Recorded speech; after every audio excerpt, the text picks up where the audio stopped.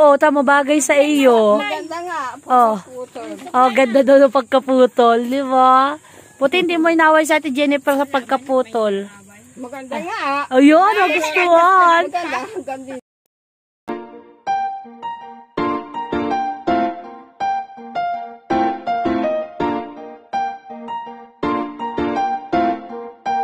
Good morning, good evening sa ating lahat. Nandito po tayo ngayon kila Lola Ninita at kasama po natin si Ate Jennifer kasi ito nga po yung ating good news.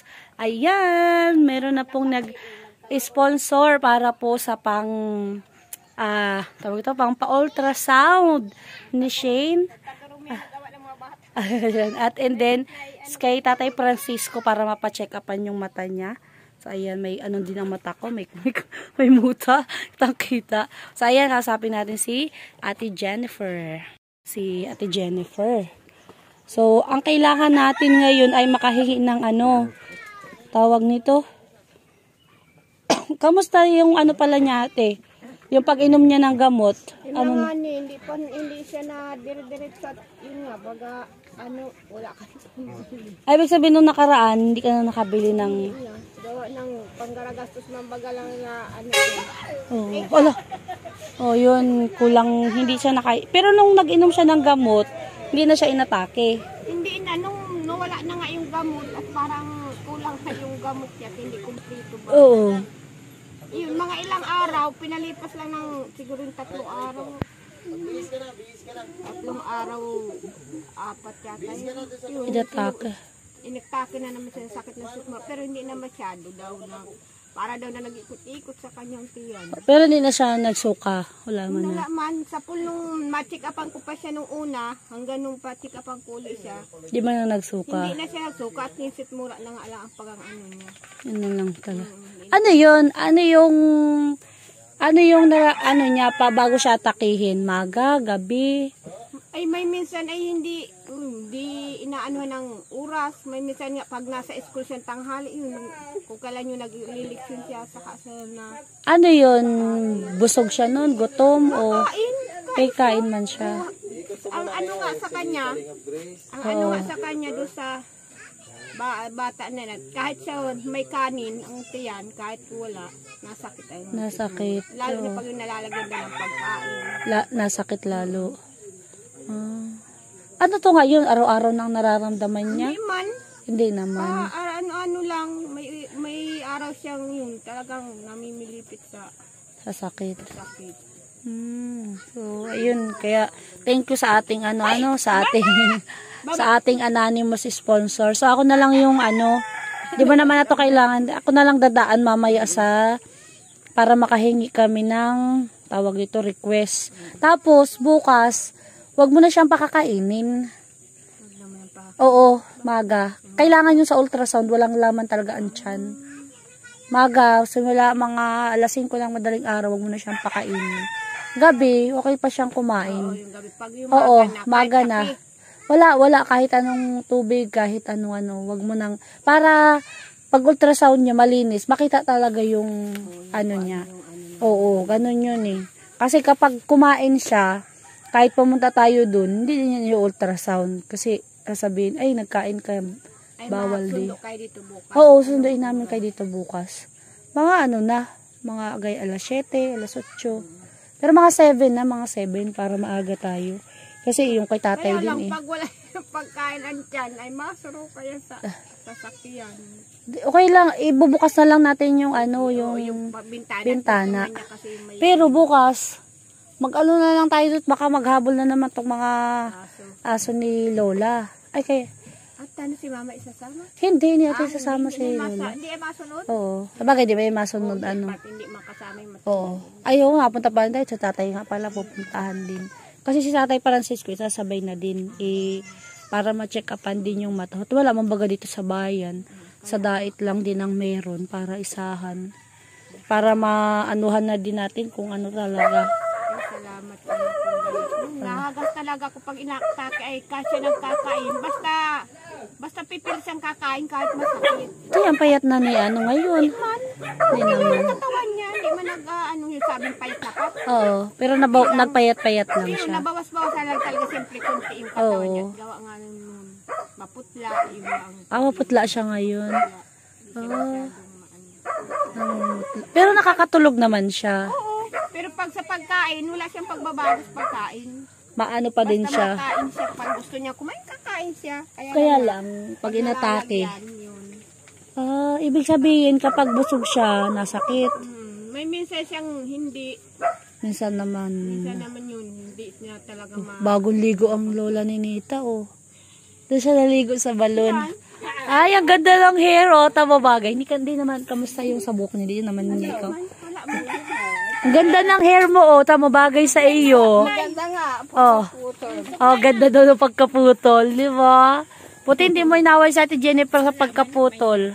Maganda nga. Ayun, nagustuhan. Maganda, hanggang dito. Oo. Bawasan ko pa. Ayaw. Ayaw. Birthday ko ngayon, Lola. Anong regalo mo sa akin? Wala. Grabe naman. Tapos ikaw nakapula. Ako may birthday. Diba? Si Lola bagong ligo. Very good. Naligo. Ang bait-bait naman. Naligo. Salamat ka sa ating anonymous sponsor. Ayaw niya kasi magpakilala. Ay, salamat po kung sino ka. Ako. Sana naman kung ano ay maalaman ko ano talaga yung ano ng bata. Praying na hindi malala yung result. Pag-pray po natin, syempre, andun na yung makaka-ultrasound. Kaya lang nakakatakot din talaga. Kahit ako nun, ganyan yung pakiramdam ko. Pero, syempre, pagdasal natin lahat na praying na hindi Gamot lang ano. Oo.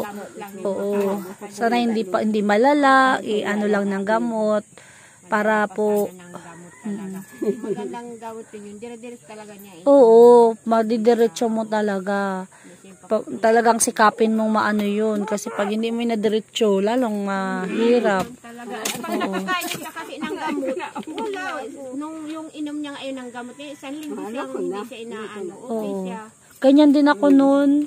Pag nakainom ako ng gamot 1 week, tapos tagal man, buwan din talagang, kasi yung gamot ko naman talaga noon, pang 1 week lang.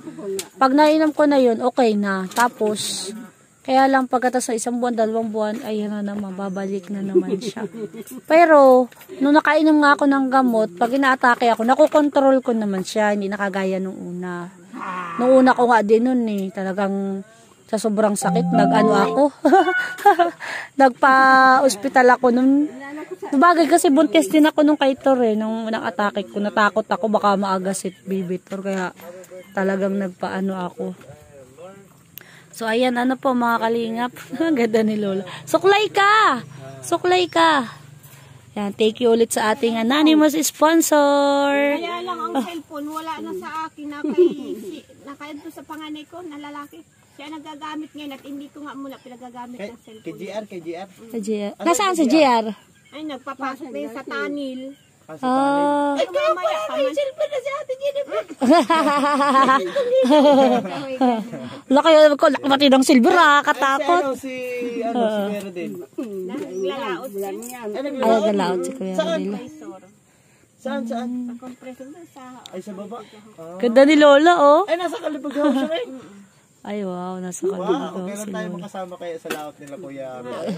Ngayon pa lang siya masama pag pagsisid, pero nasama na Nasisid ba siya si dati Merodel, sa no? ibabaw lang siya. Sa ibabaw Pang lang. ibabaw. Asikaso. Ngayon daw masisid Wow, mo. po. Lola, ayusin mo yung suklay mo, Lola. Dahil po pala ngayon ay... Lola, ayusin mo yung suklay mo. Ayusin mo yung suklay mo. Kalamansi at CD. Sa Shopee. Ay, nagustuhan ni Lola yung ano, yung pag... Mukhang ang ganda ng base ng Lola natin ngayon. Ganda nga, oh. Siya yung may birthday, siya yung nakapula. Akala ko nung nakaraan, ang naigib ko, doon pa sa pinakababa, meron na palang host dyan. Diyan na, dati doon talaga sa baba. Saan yung nilatag ng barangay? Ano yun, may bayad yan, wala man. Wala man, kaya lang nga ngayon, isasara daw nila at ang dating ng tubig doon sa kanila ay maliit. Hindi, Oh. mahina man din ang tubig. Mainit kasi ngayon. Mahirap talaga ang tubig, Sara. Igibon.